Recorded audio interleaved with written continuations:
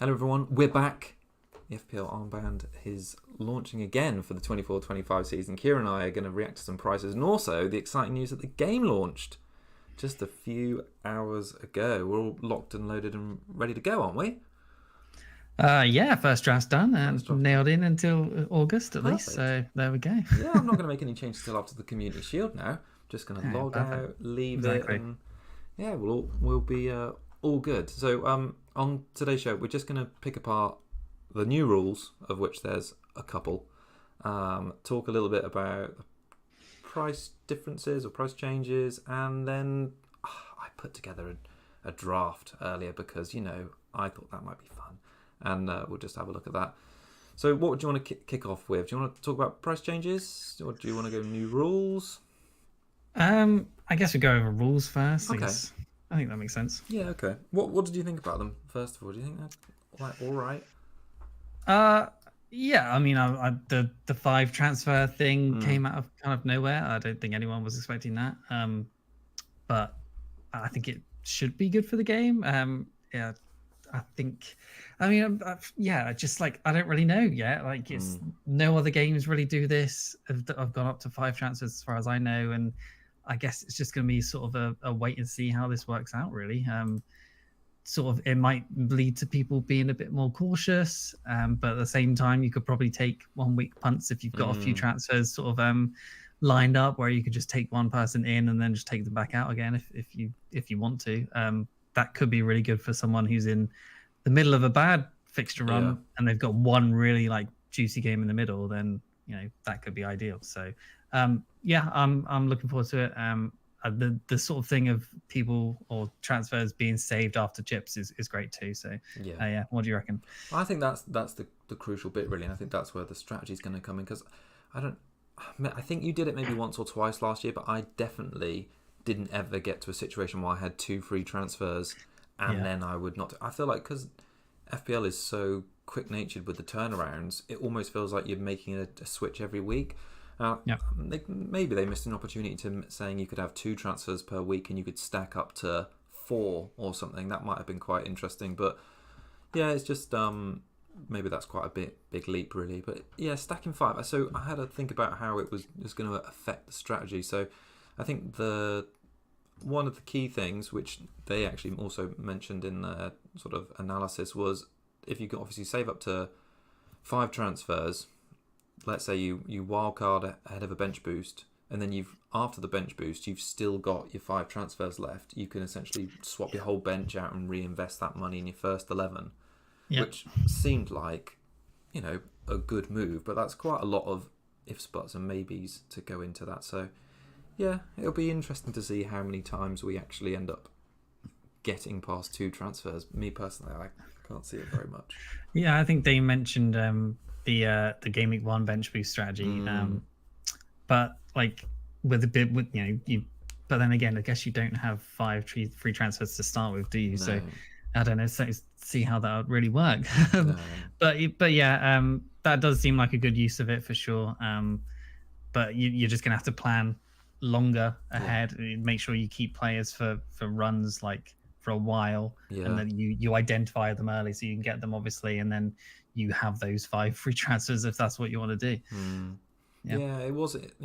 I'll wait and see, really, and I think see how the season goes. I mean, they even started speculating on the FPL blog that between game weeks 33 and 34 there could be a double game week followed by a blank game week because of how the FA Cup will fall this season, and they already speculated that that's when you might use a bench boost and then you'd need to use a free hit afterwards, and that's where your transfer would come in. But that's like so far down the line, it remains to be seen whether it's actually going to be an issue or something to consider.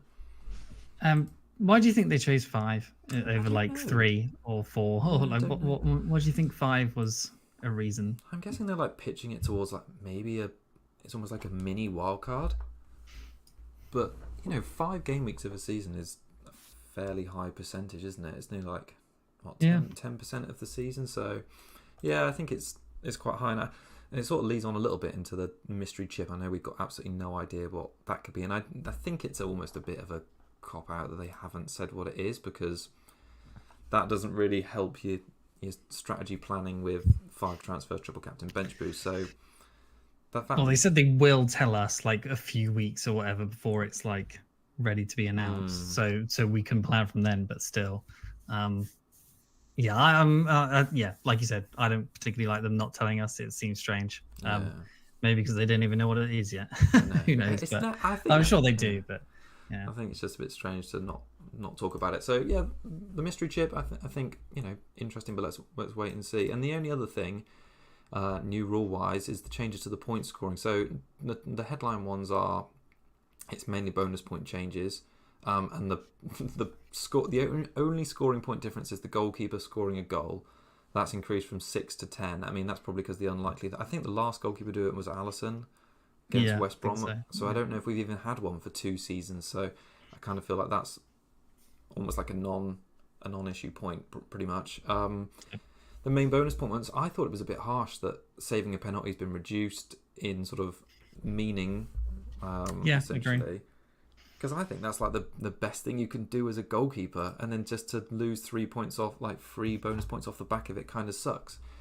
So yeah, I guess it almost, like when they saved a penalty in a game where there was quite a few goals scored, they basically always guaranteed they'd get exactly 3 bonus points. But like at the same time, if the player in that game has scored like 2 goals as well or something, and then the keeper's just saved a penalty, should they get 3 bonus for that? I don't really know.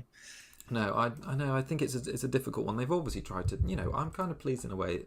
When I first saw it, I was like, "Oh, this is all a bit inconsequential." But now I think it might actually make a little bit of difference, which might be enough to. I don't know if you read it the same way, but it's almost like they're just trying to balance everything. I think because the difference is to do with the shots on target and the fouls being one, have like increased in merit, and goalkeepers and defenders conceding a goal will be worth -4 bonus points, and a goal line clearance be worth 3 bonus points. It's almost like they've thought of ways to sort of balance the defenders and strikers.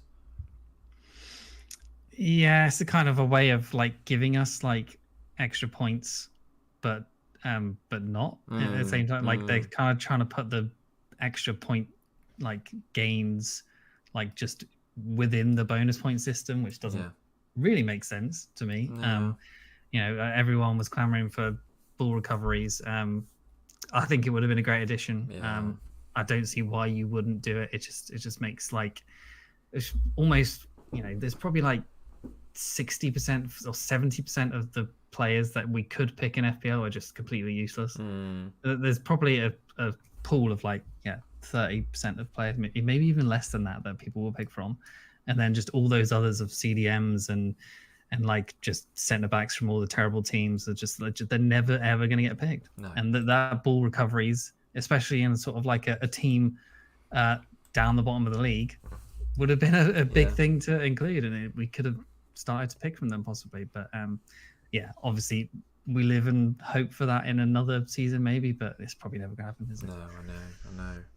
Yeah, I agree. I just think when I saw Rodri's price increase and Rice's price increase, I kind of thought, "Oh, this might actually be happening." And now that it's not, and almost like fairer pricing for defenders, like we just talked a minute ago off stream, that we're both kind of surprised that Arsenal defenders aren't slightly like 0.5 or so more expensive, and maybe that was to try and bring the balance into having another route for them to score points. So. Yeah, perhaps it's a missed opportunity. Just finally on the points scoring, I had a quick look at, saw some statistics posted about the shots on targets, clean sheets, and winning fouls. And interestingly, from a defence point of view, it is mainly like the usual suspects who seem to just do well on that as well. So Gvardiol, Van Dijk, Porro, and Trent. So 4 probably of the most attacking defenders in the league look like they're just going to find even more ways to scrape bonus. Definitely something to consider, because they're all kind of considered premium picks, and we've seen some prices from some players which mean we might have budget available to have more premium players in our team. Yeah, who were the kind of most like players to take the most shots all the time? Like I guess Haaland was probably up there then, but other than that, it was usual suspects really. Haaland, Salah, Foden, Watkins, Darwin, Palmer, Isaac, and Bruno were the top 8 that I Yeah, I picked Bruno out. sliding in there is a Yeah, bit surprising. oh yeah, I was quite surprised at that as well. And the fact that did he stay? I think he stayed the same, didn't he? At 8.5, 8.5. yeah. So I mean, United look like they're strengthening. Depends what his role is, but yeah, that he did surprise me in there because the other ones, I suppose, apart from Darwin, all had good seasons that we already know about. So the fact that Bruno was in there, yeah, did come a bit of a surprise. So should we move on and chat about price changes a little bit? Go for it. Where do you want to start? Should we start by talking about Haaland because he's I suppose so, yeah. the big one, Yep. Right, here we go. Well, I suppose the main first question is when you saw the price, did you think that seemed fair or good? Considering he wasn't the top scorer last year, that probably isn't fair, really. 15, like, is he well ahead of what Henri was and all that stuff? And back in the day, probably. I mean, I guess in terms of goals, maybe, but 15 million to me seems harsh. Maybe 14.5 would have been fair. But yeah, it's just going to lead to him becoming maybe almost like a differential guy, because most people on Twitter and things, I've seen most people building teams without Haaland because it just, you get so much worth of like two good players compared to like Haaland at 15. So it's going to be ramped up even more with the talk of all that sort of thing last year, which was already a thing, and it's going to be even more so this year. And yeah, if you go for him, like he's had a whole summer off, hasn't he? Like he's not played basically at all. So yeah, a rested Haaland. I think their first fixture's pretty good, isn't it? Chelsea away, like Ipswich at home. After that, are you going to like not own him for that? Like, I've got his seems risky. Yeah, I've got his fixtures up on the screen now, and obviously they're just using the FDR from the fantasy website is always going to make City's fixtures look green. But you're right, Chelsea away, which he hauled in last season, he got like 17 or 18 pointer. Ipswich, West Ham, Brentford, then Arsenal at home. Newcastle away is perhaps the only tricky game. Then Fulham, Wolves, Southampton, Bournemouth. So they've got a pretty good run. To start the season. Yeah, I don't think Chelsea away is bad, and so the first four seem pretty good, don't they, on paper? Yeah, and then Arsenal home, I think they beat them 1-0. I think he probably blanked, didn't he? And then Newcastle away, I don't think it's too bad. And then from 7 to 11, that seems great as well. So, but all these fixtures, all these free transfers, or whatever, like you may be able to go on and off him. So that could be an option too. So I think you probably start the season with him and then maybe move off him for Arsenal and Newcastle and then move back on, something like that. It's interesting that he's already... I'm just having a look at his percentage for the first time. So obviously, I would say that most of the people that have signed up already are going to be people who are obviously taking it quite seriously and look out for the start of the game. And he's third picked overall. Who's got probably more auto ownership? selects by now, I'd guess. Oh no, third pick striker. So he's only down at 30%. Isaac and Watkins over 50%. Palmer's the highest picked mid at 45%. So yeah, he's actually, I thought that was going to be third overall, but yeah, third of all strikers at the moment. So yeah, interesting. Yeah, I'm looking at him. I think probably the way I would structure my team is I'd have like either or him or Salah for like a price point of view, and I just think 15 mil is just such a huge amount of budget that you could potentially spread around your team. And as we get closer to the season, we'll start to know more about which players are going to be favoured in certain positions and pre-season form and all that sort of thing. And it might be that Salah's not that good under Slot, or Palmer's not good under Chelsea new manager. They're playing different. So true. The thing we know about Haaland is he's gonna, how he's going to play and where he's going to play, and I don't think he has much risk from competition or like rotation. Yeah, certainly nailed on. Yeah. So yeah, it's definitely, as soon as the season gets closer, I'm sure his ownership will creep up, with me especially being worried. But at the moment, I'm thinking I won't have him to start the season, would be my initial thing, just because he's so expensive.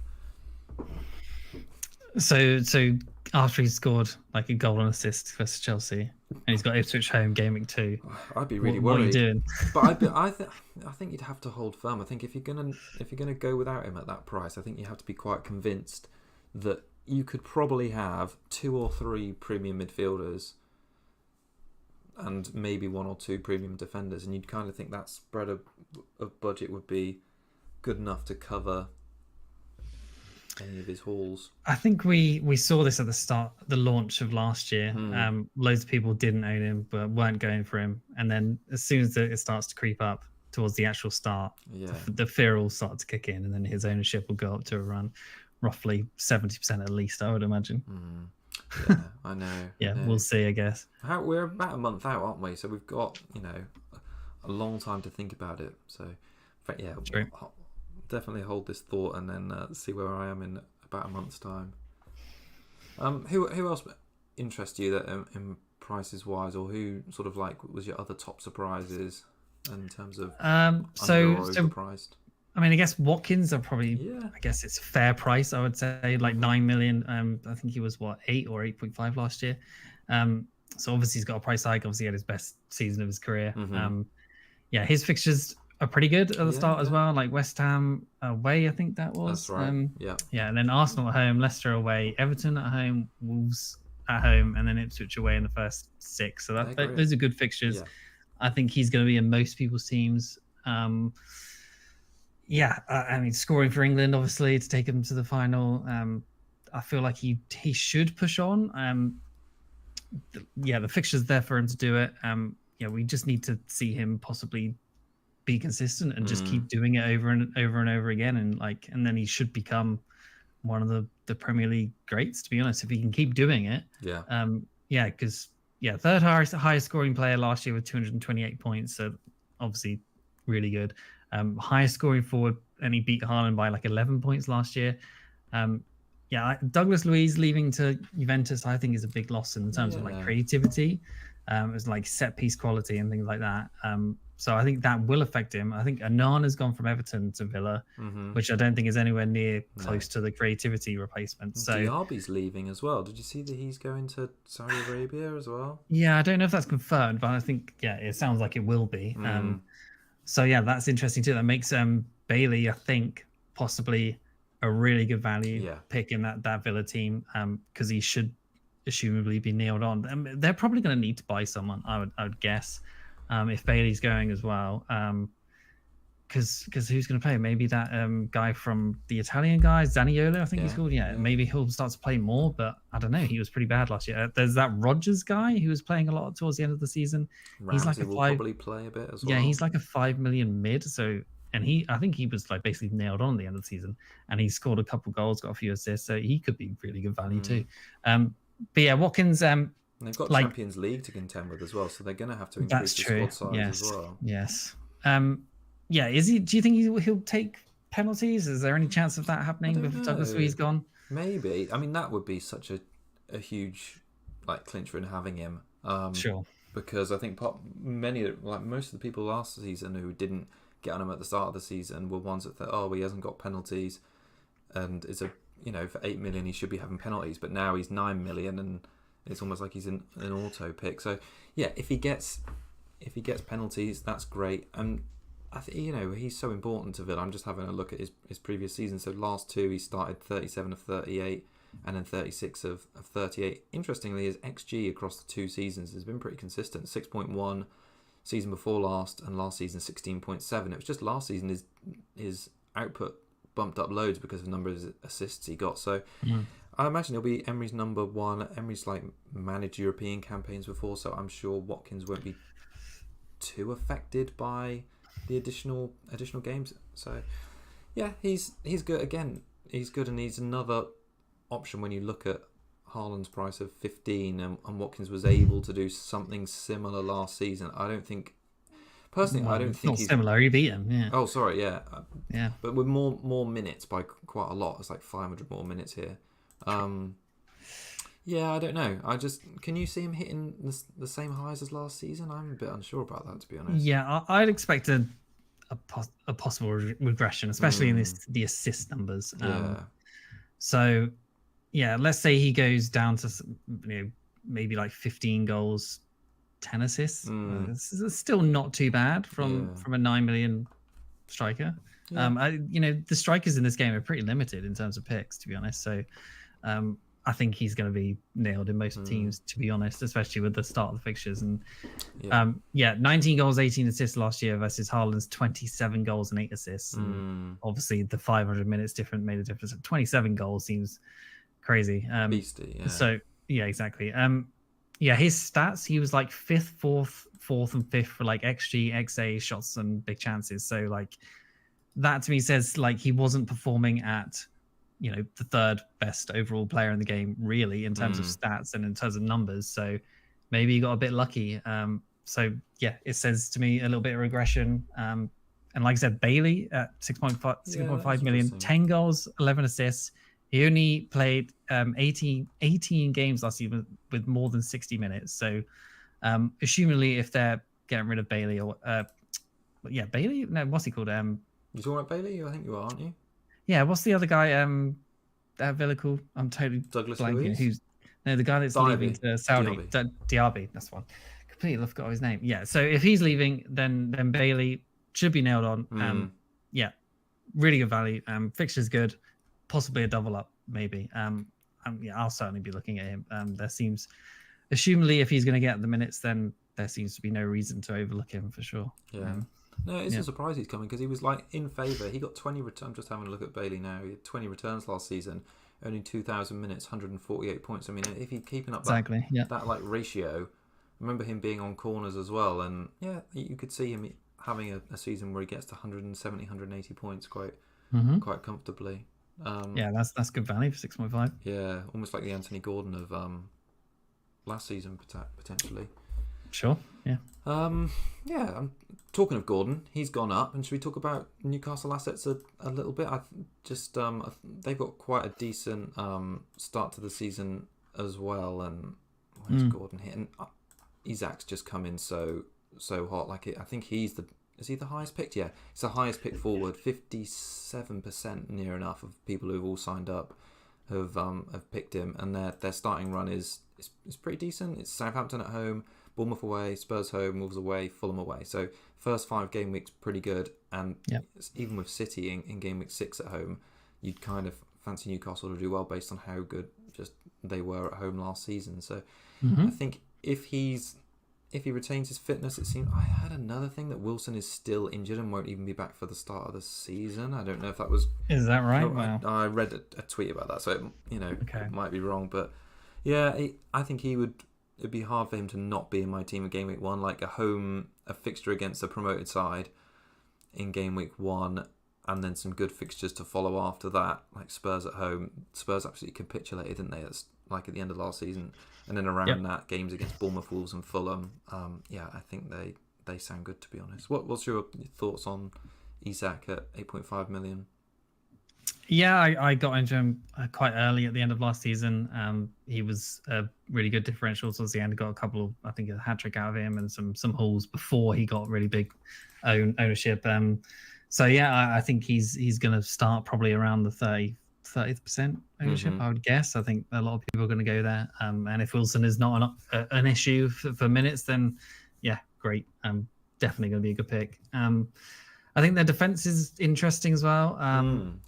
I've noted down Burn here, but I think people are talking about like they signed Lloyd Kelly from Bournemouth, so he's possibly going to be like the left centre back ish. But they still have Botman, who I think is still injured. So there's possible worry around Burn. I think Hall started to play games towards the end of the season, but obviously Burn was playing centre back at that point. So Burns, I thought probably would be nailed on in the team, but maybe not. But at the same time, he was sort of captain towards the end of the season too. So it's interesting. Like 4.5 million, like Trippier 6 million, Shah at 5.5. But Botman came at 4.5, which surprised me a little bit. But Pope's injury. Yeah, Pope's at 5. I guess Hall is probably at 4.5 as well. So Livramento, I guess, is probably at 4.5 too. So there's a few defenders, but I guess we're going to need to see who's actually going to be nailed on in that team. Whichever 4.5 million starting defender is going to be playing, then they're going to be definitely good value. Because one of them will make it in there, won't there? Yeah, for sure. But, maybe even two of them, because there's only 2 Newcastle defenders who are worth more than 4.5 million anyway. Yes, true. So they should have So we should definitely have at least So Trippier one. will definitely play. Shah will definitely play. Then it's Any of the others. probably not Botman at the moment. Then maybe it's Kelly, and then maybe it's Burn, Burn. maybe? Possibly. Um, so yeah, but it seems a shame to be benching Livramento and Hall again because they're young players, but they've been good when they have played. They deserve some time. So I don't know. Maybe one to just keep an eye on preseason for them. But yeah, Trippier at 6 million, possibly good value if he can stay fit. Shah at 5.5, maybe too expensive. I don't know. He was getting really far forward with Switzerland in the Euros, and obviously he has sort of history of scoring lots of goals for Newcastle, so he could be right at some point. But yeah, there's value in that defense for sure. I think the reason Trippier has been killed a little bit is because Saliba and Gvardiol are both the same price, and I don't they had a huge drop off in number of clean sheets last season. Newcastle, probably because of Pope's injury as well as Botman's and Lascelles, and they were all injured. But yeah, when you can pick up Gvardiol or Saliba in teams who you'd expect to be in the top 3 at worst this season, when you see Trippier at 6, it kind of feels a bit. Yeah, his numbers sort of dipped off after his injury as well, didn't they? So he wasn't getting many assists and things. But yeah, there's some really good rotations for 4.5 defenders. So Burn with Robinson from Fulham, 4.5 million. He got a few assists and goals last year. So this is not too bad. It would get you Southampton at home, Leicester at home, Ipswich away, West Ham / Wolves, West Ham at home / Wolves away, Fulham away / Newcastle at home. So you'll probably play the Burn one, I think it is there, and then Nottingham Forest away. So that's not bad for that run. And then Burn with Konsa gets you 17 game weeks of amazing fixtures. So it's like Southampton home, Bournemouth. I'll just name them out. I'm not going to say who's at home or away, but Southampton, Bournemouth, Leicester, Everton, Wolves, Ipswich, Everton, Brighton, Bournemouth, Tottenham's the only bad one there. Crystal Palace or West Ham, Crystal Palace away, and then Brentford, Southampton, Leicester, Ipswich. Like that's no good, bad teams apart from Tottenham in 1 week of 17 game weeks. So that's Burn and Konsa, or whatever 4.5 at a Villa, because Cash and Digne are both 4.5 now. I think Alex Moreno is probably 4.5. I didn't actually look. And they signed Maatsen, who's going to play left back, maybe. Yeah, but he's 5 million. So, but anyway, the 4.5s with these two teams, Robertson's not bad, Konsa and Burn, that seems really good. So they don't offer much attacking potential, obviously, but paired with possibly the sort of less bonus point potential for defenders, they aren't taking much. So maybe they're not great picks now. I don't know. It's tough, but maybe at the same time, with the shots on target thing, is probably better going for more all out in attack. So maybe the cheapy defense could be a way to go as well. So I like the rotation options anyway. Definitely, and the shots on target for the top teams, it's going to pretty much be wing backs who are going to be getting in positions like Gvardiol, maybe Trent. But for the sort of the lower end teams, it's going to be teams that are playing off set plays. So someone like Dunk, maybe Tarkowski are going to pick up BPS for doing actions like that. Do we want to talk about who would you like to talk about next? Good question. Should we go with someone a bit more boring, I guess, like goalkeeper? Goalkeepers. Because we talked, shows how boring we are. That was one of the first things I looked at and I messaged you about. Kieran, there's only 4 teams who have got a 4.5 and a 4.0 goalkeeper. Which, it's not bad. I think it was Brentford and Wolves. Brentford and Wolves were the only 2 Premier League teams, and then it was all of the promoted sides have got 4 point. And then of those, I probably like Brentford the best. But the thing is, there's such small brain theory about picking goalkeepers because you just can't predict their points. Even though Flecken's got some crap away games against Liverpool and Man City, in game weeks 2 and 4, and then Spurs in game week 5, you kind of think, well, he might get save points. Exactly. Yeah. It's just I think Wolves have got horrible fixtures as well. They were bad as well. But at the same time, like you said, save points possibly, and they're definitely going to play. You'll have the backup and the main starter. So, but Arsenal away, Chelsea at home. You're expecting next to no points for Sarr there probably. So can you see yourself maybe that's not spending worth more it. than 4.5 on a goalkeeper, or would that only happen, do you think, if you didn't go Haaland? Annoyingly, they priced Ortega at 5.5. I hadn't even noticed that.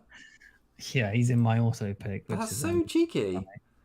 I think, well, Edison's rumored to be leaving, so that's it. I guess but they're that's meant why to be they've done that. stupid. They're not being stupid this season. They're giving us some proper. That's annoying. It's like it. Yeah, as people say, like it would have been game breaking if Ortega was the first choice starter at like 4.5 in a City defense. Like I don't know if they can. They've done this sort of like that sort of thing has happened before with players sort of coming and or players leaving and coming into being first choice and just being absolute bargains, and they've just not been able to change it because it's already happened, the prices and things. So I think they've been smart this time around. No, so who have you got written down as like a keeper you like then? Is there any, or have you just thought that's your budget for them? Well, I thought Leno may be good. Obviously, he's gone up to 5 million, which is obviously a shame. But like their fixtures apparently are like the second easiest for the first 6 fixtures according to like Hub's fixture ticker. So Man United away, Leicester home, Ipswich away, West Ham home, Newcastle home, then Nottingham Forest away. Like that's not bad. And Leno was like the third highest scoring goalkeeper last season, and he got 133 points. So yeah, that's also decent. He got 134 saves across 38 game weeks, which was the 5th best. 10 clean sheets, which was 4th best, which is good for Fulham, of course. 15 bonus in total, which was 3rd best of all keepers, and then 782 BPS, which was 1st of all goalkeepers. So, maybe he gets a couple pen saves. He won't get as many bonus, but maybe get a goal. 10 points. Yeah. So, and then they got 14th worst overall Fulham for XGC of 64.1 with 61 conceded. So, he's just in a fairly bad team and a kind of okay defense, I guess. Like it's lost 2 key players, though, I'd say, haven't they? Because Paulinia's gone to Bayern, isn't he? True. Yeah. Was it Adebayo who's gone to Chelsea? Who was their centre back? Oh yes, Tosin. Yeah. Tosin, that's him. Yeah. Sorry, Adebayo. Well, yeah, he is Adebayo, but yeah, people call him Tosin to make it easier. So yeah, they've both left. So it'd be I was looking at Fulham's team because you're right, their fixtures they are good pretty much until game week 30. So 12 game weeks of decent fixtures. The only difficult one I'd say on paper is the Man City away game. Villa at home is not bad, and Man United away on the first game of the season. Neither team. It's just basically that's going to be based on who's had a better pre-season. So I'd say that's quite close. So yeah, Fulham do look good, to be honest. I just think it's 5 million. So maybe if you wanted to go there, then Robertson, he seemed like he was a good pick that you could have pretty much the whole season last year. Yeah. And he just sort of ticked away with points. So yeah, maybe the 4.5s in the defense are better than Leno this time round. Yeah. Unfortunately, do you like anyone at goalkeeper other than Flecken? Not really. Yeah. When I sort of had a look through all the teams earlier, there was no one that really stood out to me. Like I would like to have Pickford maybe because of how good Everton were, but I think we both thought at the end of last season he'd be at 5, and he is. And I just don't like spending 5 million. And even Onana had a great season last season and started at 5, but I just don't like spending 5 million on a goalkeeper because I just don't think the upside's there. So I don't have a favourite. I'm just having a look at who did well. Pickford, that's what happens if you can find a 4.5 million gem. More than likely they'll get to the top. I mean, 2 of the top 3 started at 4.5 last year, and even Flecken, I mean, he was a way down in the end, but a 4.5 million goalkeeper. There was that top teams goalkeepers. Muric guy who started at the end of the season with Burnley, and he got the most points out of a few goalkeepers. I think it was for like 6 or something weeks towards the end of the season with just like tons of save points.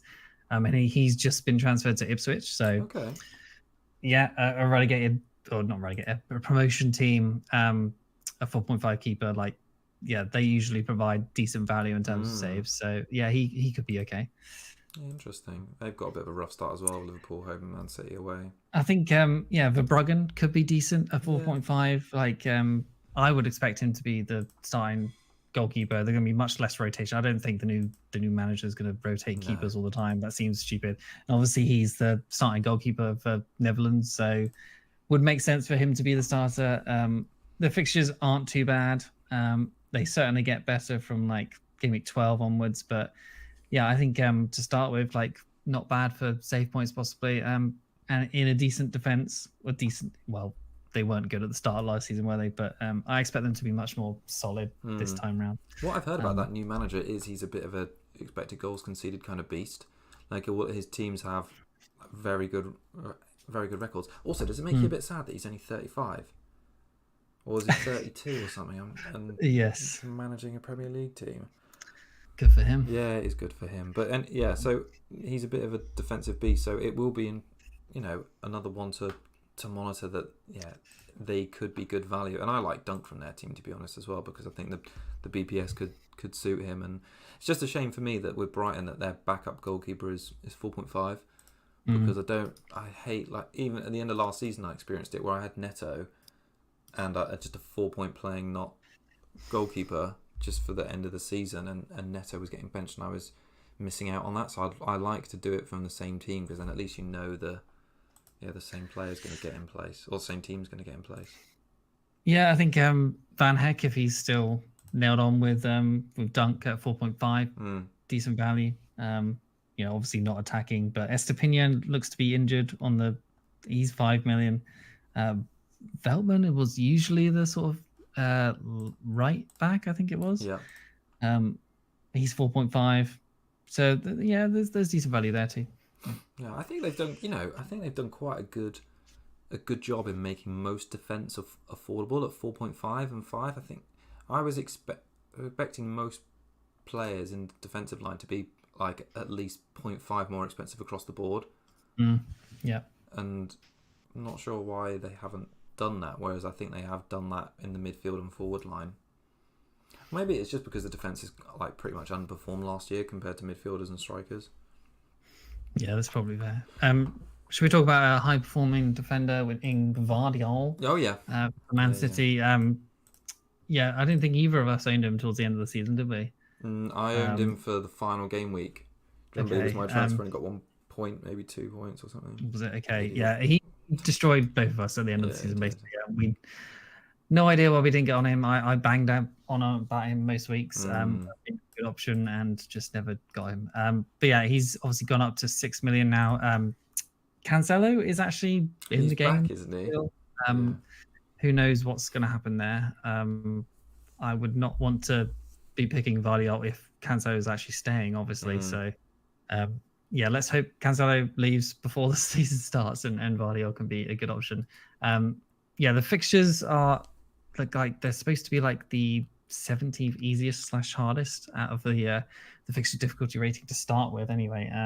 So maybe not great for clean sheets and stuff, but 4 goals, 2 assists across last season. Like in game week 30 to 38, where he picked up so many points, like his hardest opponent was actually only Arsenal, but then he did get 9 points there. And then there was also Spurs away, which he also gets 6 points as well. So it wasn't surprising that he did well. So we should have picked it up there. But game week 28 to 38, no defender scored more points either. Got 79 points in 10 weeks, which is really good. 7th highest scoring defender overall with 123, and I think he missed probably roughly like 10 games ish from a little bit of injury, a little bit of rotation. So I think he surely nailed down that spot from the end of last season.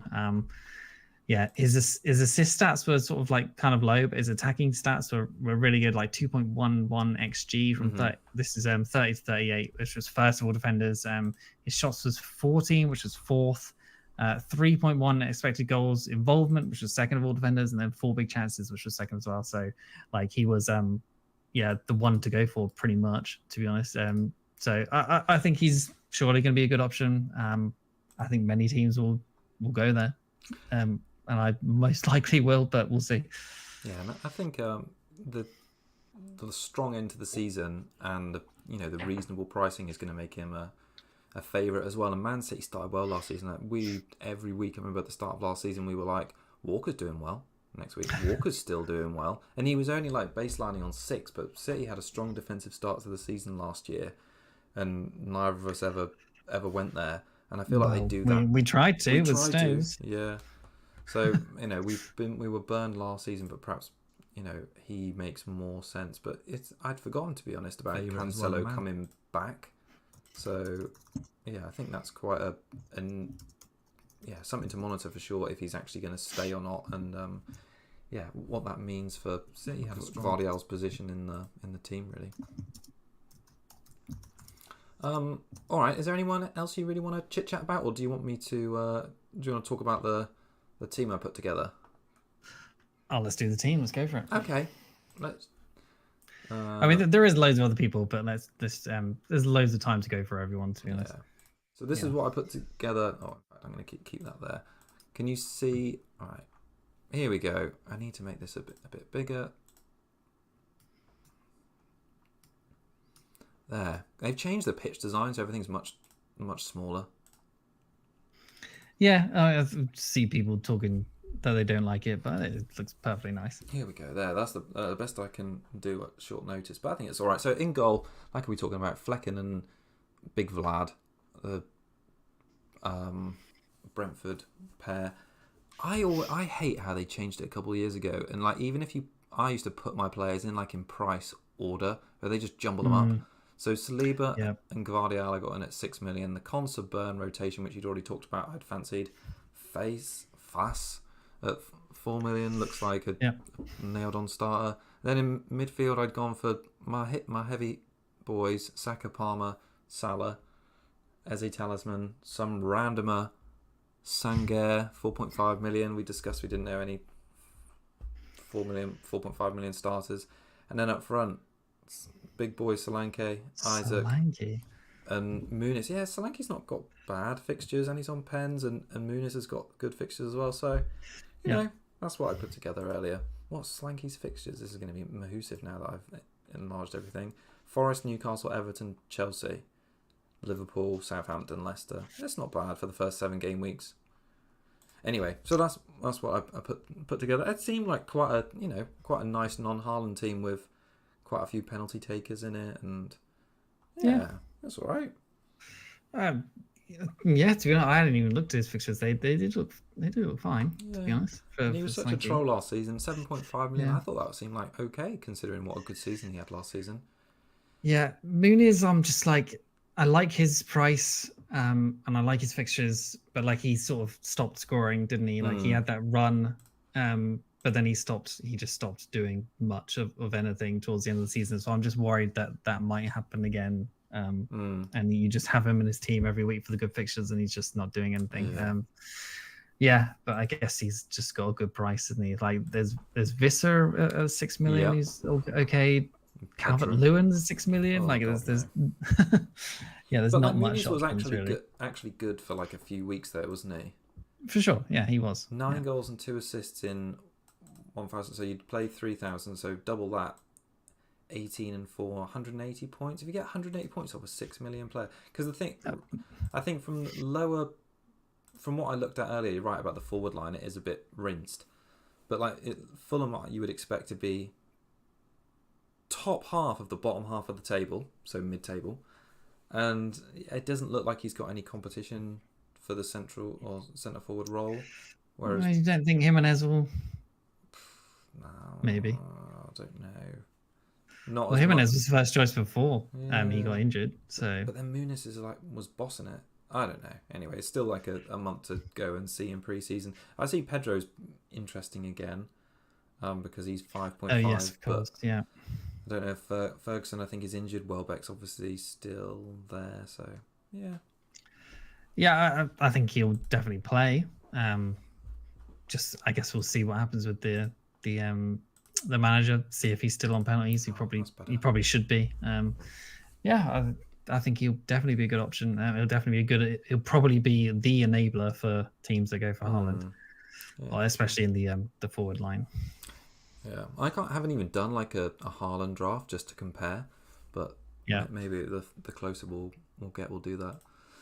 Right, is there any more we want to add on today? Or do you think that's all right? No, I think we covered it. Yeah, there's just plenty of preseason to go. We'll keep an eye on what most teams are doing, and I'm sure we'll be upgrading our teams as soon as Salah scores against some terrible team somewhere. And yeah, Haaland scores like 5 goals against Luton or something again. Oh god, yeah, in then we'd be preseason. panicking. Yeah, exactly. Yeah. Yeah, so we're 4 weeks out, aren't we? So perhaps we'll do a show in a couple of weeks' time once we've got some pre-season information under our belts, and then maybe one in the week leading up. So we'll keep you posted. Yep. Cool. All right. Thanks everyone for joining us.